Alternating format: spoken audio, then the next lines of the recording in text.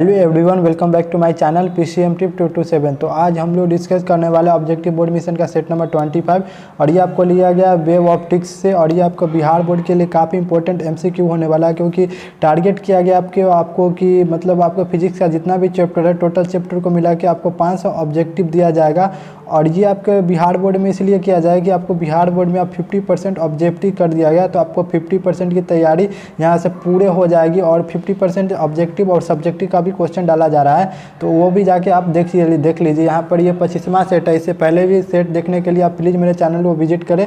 वहाँ से आप पूरे चैप्टर का मतलब जितना भी इससे पिछले चैप्टर है उससे वो सारे डिस्कस किए गए हैं, तो वहाँ से आप जाके देख सकते हैं। तो देखिए यहाँ पर पहला क्वेश्चन क्या बोल रहा है। पहला क्वेश्चन बोल रहा है the reason of colour of light is, मतलब कि प्रकाश के रंग का कारण है। तो प्रकाश का जो रंग होता है वो मतलब जैसे बैगनी हो गया, लाल हो गया, मतलब डिफरेंट रंग किसके कारण होता है, मतलब कलर चेंज किसके कारण होता है, तो वो किसका होता है, किसके कारण होता है, इट्स वेवलेंथ, यानी तरंग दैर्घ्य के कारण जो कलर होता है वो चेंजिंग होते रहता है। मतलब कलर मतलब जिसका वेवलेंथ ज़्यादा वो लाल बन गया, मतलब यही सब होता है। तो ये किसके कारण होता है कलर, तो कलर डिसाइड होता है वेवलेंथ के कारण।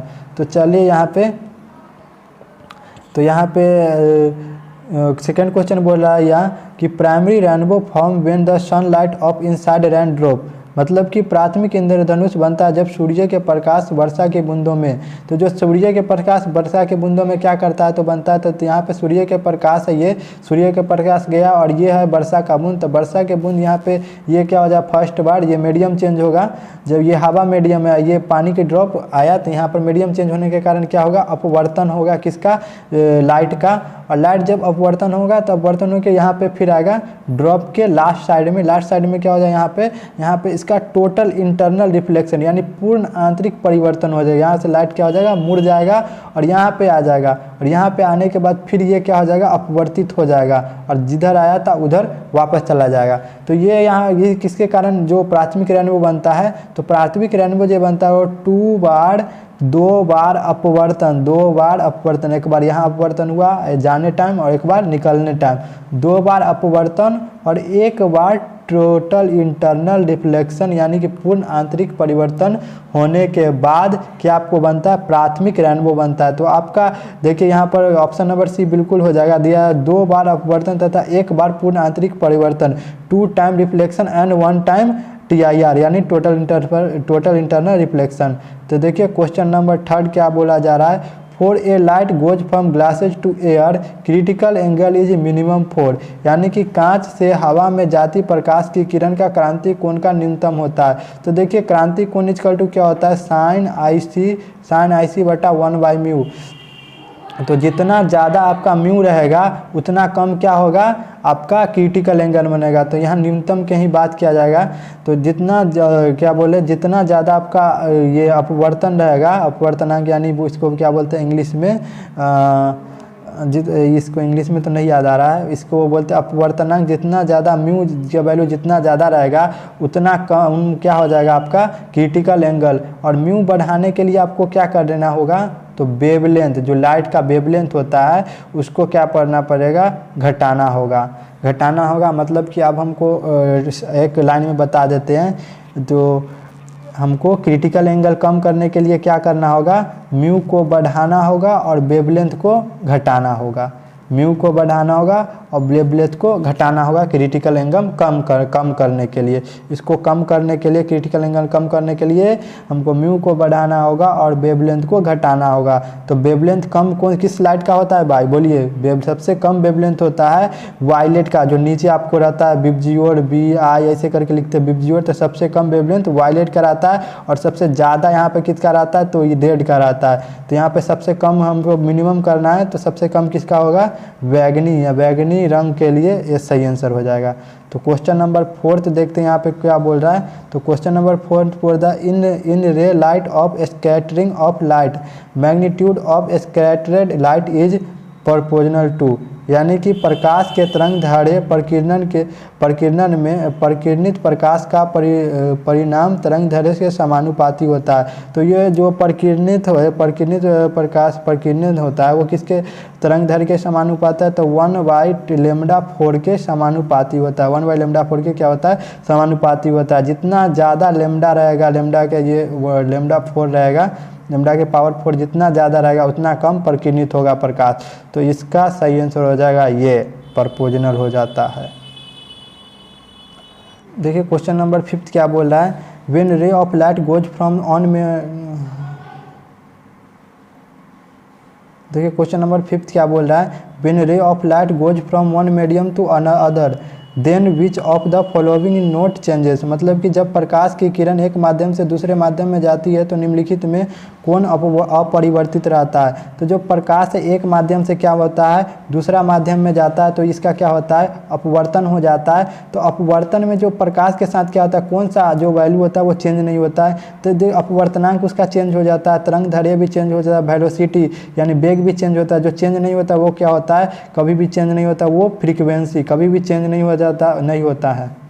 तो आपका क्वेश्चन नंबर 6 देखिए यहाँ पर क्या हो जाए, which phenomena can be explain with help of transverse nature of light. प्रकाश के अनुप्रस्थ गुण को निम्नलिखित में कौन सी घटना की व्याख्या की जा सकती है। तो देखिए प्रकाश का जो अनुप्रस्थ गुण है उससे जो प्रकाश का जो व्याख्या किया जाता है किस गुण को, तो वो किया जाता है पोलराइजेशन यानी ध्रुवन को व्याख्या किया जाता है। तो क्वेश्चन नंबर 6 हो गया आपका। चलते हैं क्वेश्चन नंबर आपका 7 पे। तो क्वेश्चन नंबर 7 क्या बोला है, देखिए which can not explain with the wave theory of light. यानी कि प्रकाश के तरंग गुण को निम्नलिखित में किसकी व्याख्या नहीं किया जा सकता।